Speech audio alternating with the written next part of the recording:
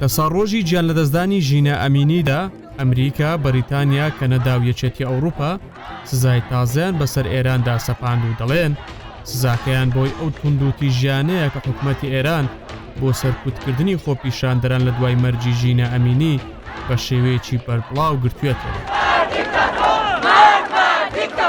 کۆشتی سپی ڕاگەندراوێکی جۆ بایدن و جیلی هاوسەری بڵاو کردەوە کە بایدن دەڵێت من و جیل هاوشانی هەموو خەڵکی لە جیهاندا مەرجی ژینە ئەمینی و هەموو ئەو ئێرانی ئازایانە بەبیر دەهێنینەوە کە لەلایەن ڕژێمی ئێرانەوە کوژران و بریندار بوون یان دەرگیر کراون لە کاتێکدا بە شێوەیەکی ئاشتیانە داوای دیموکراسی و مافا سەرەتاییەکانی شکۆی مرۆڤبوونی خۆیان دەکرد.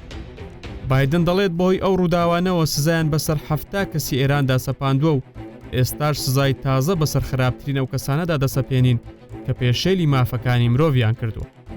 هاوکات وەزارەتی گەنجینەی ئەمریکا ڕایگەیاند سزایان بەسەر 29 کەس و لایەنی ئێراندا سەپاندووە کە پەیوەندیان بە توندوتیژەکان و سەرکوتکردنی ناڕەزایەتەکانی دوای گیان لە دەستدانی ژینە ئەمینیەوە هەیە.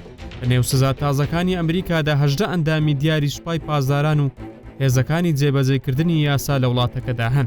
سەرەڕای ئەوەش سزای تازەی بەسەر چەندین بەرپرسدا سەپاندووە کە ڕۆڵیان هەبووە لە پچڕاندنی هێڵەکانی ئینتەرنێت. ئەمە جگەلەوەی بەشێک لە دامەزراوە میدیایەکانی ئەو وڵاتەش سزادراون لەوانە کەناڵی پرێس تیڤی، ئاژانسی تەسنیم و فارس نیوز. هاوکات بەریتانیا سزا تازەکانی بۆ سەر ئێران ڕاگەیاند و زیاتر ئەوانەی گرتووەتەوە کە بەرپرسن لە سەپاندنی حیجابی زۆرەملێ لە وڵاتەکەدا.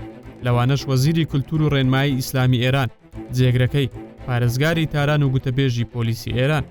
هاوکات کەنەدا سزای تازەی بەسەر ئێراندا سەپاند و ڕایگەیاند لە ساڵی ڕابردووە تاوەکو ئێستا 14 جار سزای بەسەر ئێراندا سەپاندووە.